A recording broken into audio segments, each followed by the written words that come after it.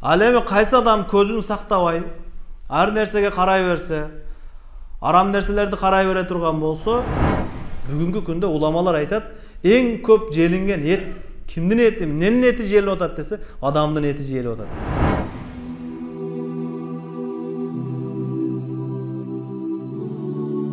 Бисмиллахир-рахманир-рахим. Алхамдулилlah ва салату вассаламу аля расулилlah, ама ба'д.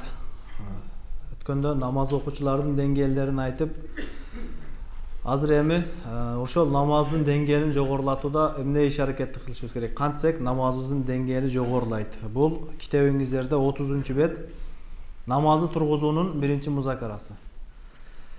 Учурда окулуп жаткан намаздан талаптагыдай эң жогорку деңгээлдеги намазга жетүү үчүн намаз окуучунун жүрөгү ар дайым Аллага гана кайрылып турган болуш керек.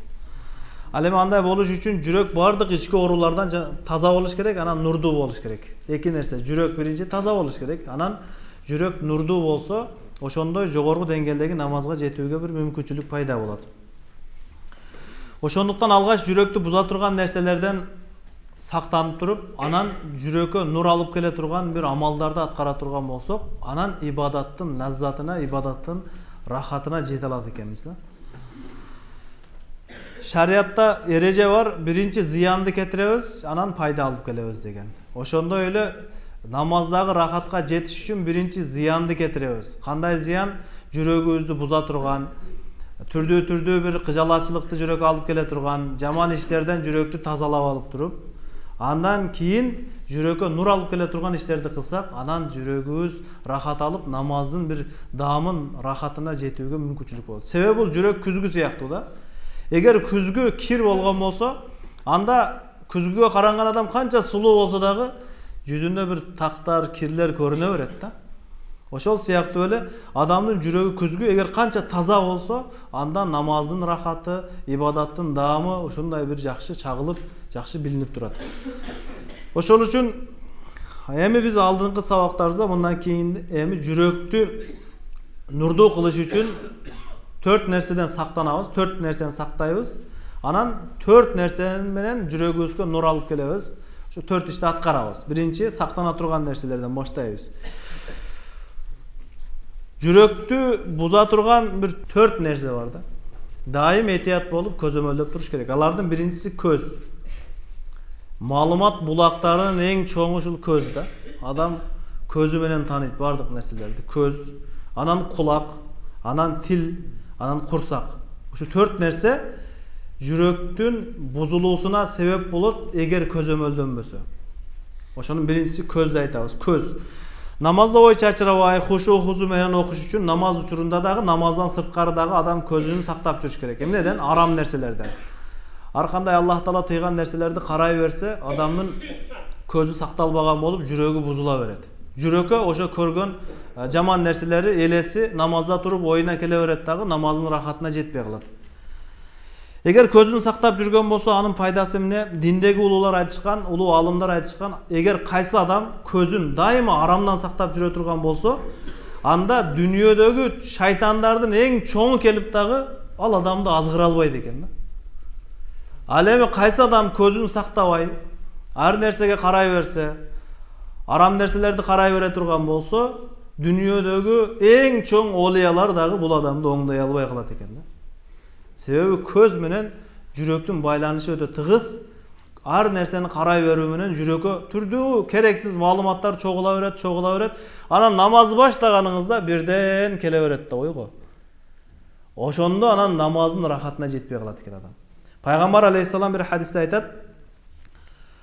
Аллах Таала айтты хадиси кудсиде: "Ан-назрату сахмун мин сихами иблис." Ар нерсени алаңдап карай берүү шайтандын бир окторунан бир ок дейт. Ман таракаха мин махафати абдалтуху иманан яжиду халаватаху фи қалбихи. Кайсы адам ар нерсени эле алаңдап караганды таштаса, мен анын жүрөгүнө ушундай бир ыйман берем, анын рахатын сезет ал дейт. Мен ага бир ыйман берем, анын рахатын, таттуулугун жүрөгүндө сезе турганчалык бир өзгөчөлүк берем. Эми намаздын сыртында көзүн сактоо дегендин мааниси, намаз окуп аткан учурдагы башка, а сыртта бар. Сыртта биринчи арам нерселерден көз сактоо. Жат аялдардан, бизге тууганчылыгы, жакындыгы болбогон аялдардын кароодон көздү сакташ керек. Жана ошо бул арам нерсе. Анан адал нерселерден дагы кээде көздү сакташ керек болот. Түрдүү кооз чырайлуу унаалар, кооз чырайлуу үйлөр, аларды карай берсеңиз, ошолорго болгон ой пикир чачырай берет да, менин үйүм качан ушундай болот экен деп. Намазда турганда да ойго келип кетет. Анан кийин намаз учурундагы көздү сактоонун мааниси болсо, кыямда турган учурда сажда кыла турган жерди карап туруу. Рүкүдө болсо, буттарын карап, ошол рүкүдөгү эки буттун арасын карап туруу. Ал эми кадада болсо, өзүнүн хижрине, алды жагына карап отуруу. Ат-тахият окуп аткан учурда эки сажданын ортосунда өзүнүн алды жагын карап отуруу.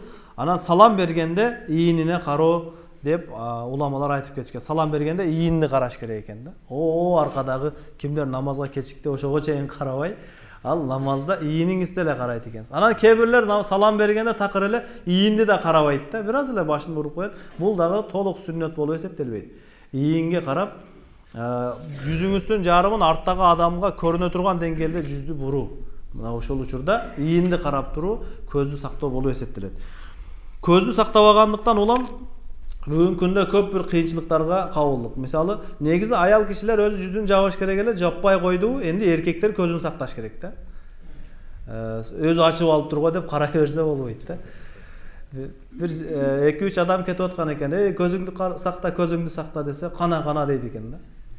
Бул деген көзүңдү сакта деген көз сакташ, бул арам. Аллах Куранда айтат: "Куллил муъминина ягудду мин абсарихим." Момун эркектерге айтып коюңуз, көздөрүн ылдый кылып жүрүшсүн дейт. Ошондо көздү сактоо менен адам баласынын жүрөгүнө ибадаттан рахат алуу мүмкүнчүлүгү берилет экен да. Андан кийинки сакташ керек болгон нерсе кулакты сактоо. Кулакка дагы көрүнгөн эле маалыматтарды киргизе бербеш керек, уга бербеш керек ар нерсеничи. Ар кандай адам баласы ушундай да, маалыматка жараша пикири бузулуп, ою бузулуп тура берет. Жогорку деңгээлдеги намазга жетүү үчүн кулакты дагы арам нерселерден угуудан сакташ керек. Адам баласы кайсы нерсени көп укса, жүрөгүндө ошол нерсени көп ойлой берет да. Ошондуктан жүрөккө жакшы нерселер кириш үчүн Аллах Таала разы болгон азан угуңуз, Кур'аны Каримди угуңуз, ушундай баяндарды угуңуз, жакшы сөздөрдү угуңуз. Ушул нерселер менен жүрөк оңолот, жүрөк бузулуудан сактанат. Эгер тескерисинче музыка уга турган болсо, же пайдасыз бир ырларды, пайдасыз сөздөрдү уга турган болсо, анда жүрөк бузулат. Мисалы, гыйбат уга турган болсо, ушак уга турган болсо. Бүгүнкү күндө уламалар айтат, эң көп желинген эт кимдин эти, эмненин эти желип атат десе, адамдын эти желип атат дейт. Гыйбат. Эки адам бириксе, үчүнчү адам тууралуу сүйлөшөт. 3 адам сүйлөшүп аткан экен да. Баланчаны уктуңбу? Эмне болуп ооруп атат деген. Экинчиси айтат деген, ал өлүп калыптыр го. Үчүнчүсү айтып, акырын айткыла, келип атат угуп калбасын дагы депчи. Жашап аткан адам. 4 адам отурсак, азыр бирөөсү туруп кетсе, үчөө ушул киши тууралуу сүйлөшүп баштайт. Эгер үчүнчү адам туруп кетсе, калган экөө эми жанакы тууралуу акырын сүйлөшүп баштайт. Бай экөөнүн бирөөсү туруп кетсе, акыркы калган бардыгы тууралуу жаман ойлойт да. Ушундай да депчи. Булар ушундай жаман адам деп, жаман ойго кетип калат. Ошол үчүн Аллах Таала Кур'анда айтат: "Инна сам'a wal basara wal fuada kullu ulaika kana anhu mas'ula." Чындыгында кулак, көз, жүрөк ушулардын бардыгы тууралуу акыретте суралат дейт. Эмнелерди сактап алдың, эмнелерди уктуң, эмнелерди көрдүң деп кыямат күнү бул нерселерден сурак болот экен. Ошол үчүн адам баласы намазда рахат алыш үчүн кулагын дагы сакташ керек да.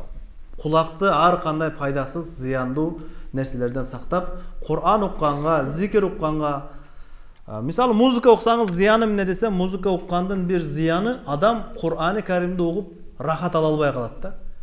Музыка угуп жүргөн адам Кур'ан укса сыгылып кете турган болот да, кыйналып кете турган болот. Ошол үчүн дайыма бул жакшы нерселерди угуу менен өзүбүздү үйрөтүшүбүз керек. Андан кийинкиси болсо тилди сактоо. Адам баласы тилди дагы сакташ керек. Мисалы гыйбаттан, чагымчылыктан, керексиз сөздөрдөн, анткени тилди сактабоо Аллахты эстөөдөн алек кылат да. Адам көп сүйлөсө, ар бир адамга Аллах Таала ырызкы берет. Сүйлөй турганга дагы, сөзгө дагы Аллахтын ырызкысы бар, белгиленген. Кимдир бирөөлөр Аллах берген ырызкыны зикир кылып, ошону пайдаланат. Кимдир бирөөлөр Аллах берген ырызкыдан пайдасыз сөздөрдү сүйлөп, гыйбат кылып, ошону пайдаланат. Бирок бар бир пайдаланасыз да ошону. Ошол үчүн Аллах Таала башка дене мүчөлөргө өкүм бергенде белгилүү өкүмдөрдү берген. Намаз 5 маал, мисалы орозо 30 күн. Бирок мына тилдин ибадаты тууралуу Алла айтат: "Узкуруллаха зикран касира". Аллахты көп эстегиле дейт. Аябай көп эстегиле, ошондо тилдин зыянынан сак болосуң. Пайгамбарыбыз айтат: "Кулил хайр". Жакшы сөзүң болсо айтып кал. Ау лиясмут, же жакшы сөзүң болбосо анда унчукпай эле турганың жакшы дейт да. Себеби мына тил көп нерселерге, көп зыяндарга алып барат. Арабтарда жакшы макал бар да: "Ал-балау муаккалун бил мантик". Балелердин бардыгы мына тилге байланыштуу. Хадисте келет, дене мүчөлөрдүн бардыгы күн сайын эртең менен тилге кайрылат экен да. Тил. Сен кыйшайсаң баарыбыз кыйшаябыз деп. Сен оңолсоң баарыбыз оңолобуз. Себеби муну сүйлөп кирип кетет дагы, андан кийин келген запкы ударлар бетке түшөт, көзгө түшөт, же башка жерге тиет да. Сүйлөп алгандан кийин. Ошол үчүн бир падыша айткан экен: "Мен канча нерсени сөздөрдү сүйлөбөй койгон болсом, ал нерселерге мен өкүнгөн жокмун" дейт. Бирок сүйлөп койгонум үчүн аябай көп өкүндүм деп. Ошого бул тилди сакташ аябай зарыл. Малик бин Динар деген улуу алым айтат да: "Иза раайта qasawatan fi qalbika", сен эгер жүрөгүңдө катуулукту, мерездикти сезип аткан болсоң, жүрөгүң катуу, эч ким менен келишпейсиң, уруша бересиң. "Wa du'fan fi badanik", денең алсыз, ибадатты аткара албайсың, же күчүң жок, денеде алсыздык пайда болгон болсо, "Wa hirmanan fi rizqika", ырыскыңызда кемчилик, жетишсиз, башка тарсаң бутка жетпейт, бутка тарсаң башка жетпейт. Кыйналып атасыңбы? "Фa'lam", билип кой анда дейт. "Qad takallamta bima la yanik", сага пайдасыз сөздү сүйлөп жүргөн экенсиң да дейт. Пайдасы жок да. Анан уламалардан бирөөсү айтат: "Min alamati i'radillahi anil abd". Аллах Таала кайсы пендеден наразы болгон болсо, ан яж'ala shughlahu fi ma la yanihi, кылган ишин пайдасыз жерге буруп коет да. Эч пайдасы жок. Эртеден кечке пайдасыз иштер менен алек боло берет. Пайдасыз китеп окуйт, пайдасыз сөз сүйлөйт, пайдасыз видеолорду көрөт. Ошентип адам баласынын жашоосу ушинтип өтүп кете берет да. Хасан Басри айтат: "Адам сен билип койгон, сенин убактың" дейт.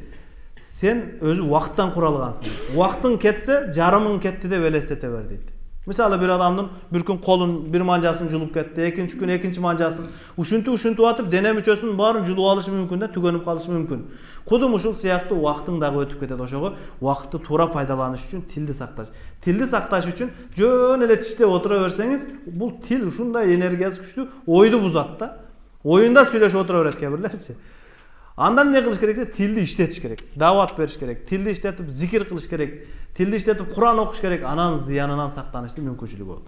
Ал эми төртүнчү нерсе сакташ керек. Жүрөктү буза турган нерсе, бирок аны сактап калыш үчүн эмне кылыш керек? Төртүнчүсү курсакты сакташ керек. Аллах Таала Кур'ан-ы Каримде айтат: "Я айюхар русул кулу минат таййибати ва амалу салиха". Эй пайгамбарлар, таза, адал тамак жегиле, жакшы амал кылгыла дейт. Адал тамак менен жакшы амалдын байланышы тыгыз. Кимдин тамагы, алкымы таза болгон болсо, жакшы амалга дайым кызыгат.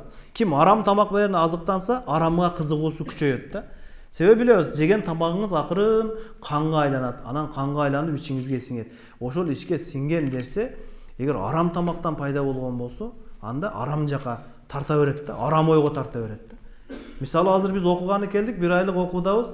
Китепти эртеден кечке ачып окуганга эч кандай кыйналбай атасыз. Сабак жаттаганга кыйналган жоксуз. Ибадат, зикир кылганга, дават бергенге жөндөмүңүз толук иштеп жатат. Эмне үчүн? Тамак адал. Зикир менен биширип атат. Жакшы ниетте биширип атат. Ошону жеп азыктанып, бул иш бизге жеңил болот да. Үйгө барганда, же болбосо сырттан бир тамак, даяр тамак сатылган жерлерден тамак ичсеңиз эмне болот? Ал тамакты даярдап жаткандан максат адал болсо деле акча табыш да. Аны жеп алгандан кийин өзүңүз эле акча тапкыңыз келип кетет да. Азыр мына ушул учурда бизге акча табыш оюбузга да келген жок, туурабы? Эптеп ушу айынды чыгарсам деп эле азыр аракеттебиз да. Эми эмне үчүн? Себеби ошол сабагыбыз жакшы болсун деген ниетте тамактар бышырылып атат. Ошондой эле сырттан тамак жегендик, кандай бир ашканалардан тамак жеген адамда ушундай ой пайда болот да. Дароо экини кантип төрт кылабыз деген ой. Эмнеге? Аны бышырган адам ушул ниетте да. Ошого тамактын биринчи даражасы бар, ал адал арам болушу. Адал тамак жеш керек. Себеби ла ядхулул жаннатта жасадун гузия бил харам. Арам менен азыкталган дене бейишке кирбейт деген хадис бар да. Анан балдарыбызга алып келип аткан шоколадтар, жемиштерибиз ушунда көңүл буруш керек. Кандай ал? Ичинде арам нерсе жокпу? Себеби арам менен чоңойгон дене бейишке кирбейт деген хадис бар да. Буга маани бериш керек. Анан экинчиси такыбалык деңгээлиндеги тамак. Жакшылап зикир менен, Кур'ан менен бышырылган тамакта. Тамактын бир олия бар экен да. Олия аябай анан асманга учат экен. Ибадаттары, дуалары кабыл болот экен. Анан бир күн аялына айтып турду да, мына сен сүйүнбөйсүңбү ушундай олиянын аялы болгонуңа депчи. Анан мактанган экен, аялы айтып тур, мен сага көрсөтөм азыр. Сен менин себебимден олия болуп жүрөсүң дейт. Койчу кантип ушундай болуп калсың деп. Макул деп анан эртеси күнү эрте менен олия тамакты ичип, тамагын жеп, сыртка чыгып эми дуа кылайын десе дуасы кабыл болбойт. Учайын десе уча албайт. Эч кандай бир жылыш жок да, кечегидей эмес. Анан ачуусу келип, не болуп кетти экен, кайсы күнөөмдүн себебинен деп отуруп, ойлонуп отурса, аялы келип туруп, не болду деп. Болбой калды жота депчи. Айттым го дейт, менин себебимден. Не кылдың эле? Тамакты бисмилланы айтпай эле бышырган элем дейт. Көрдүңүзбү? Тамакты бисмилланы айтпай эле дараты жок бышырып койсо, ошондой болуптур да. Эми арам тамак жеп алсам не болот? Түп-түз жерде да баса албай калат, ал чатышып жыгыла берет анан кийинчи.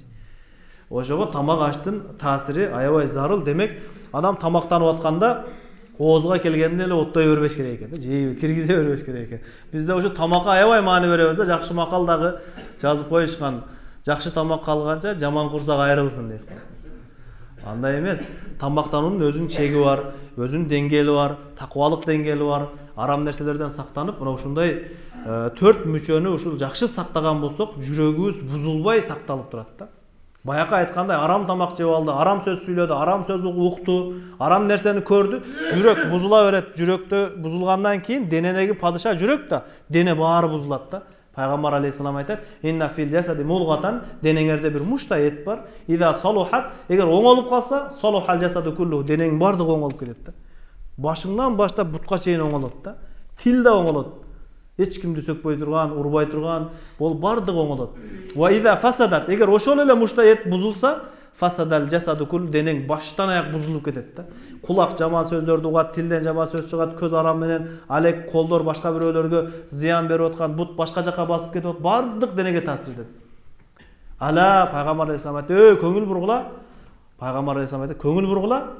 Ал вахиял калб, ал жүрөк болот дейт. Пайгамбар алейхиссалам айтты: көңүл бургула, ошол мушта эт таасир эткен эт жүрөк дейт. Ошол үчүн жүрөгүбүздүн бузулуудан сакташ үчүн 4 мүчөнү аябай бекем сактап, буга амал кылышыбыз керек. Аллах таала баарыбызга амал кылышка мүмкүнчүлүк берсин.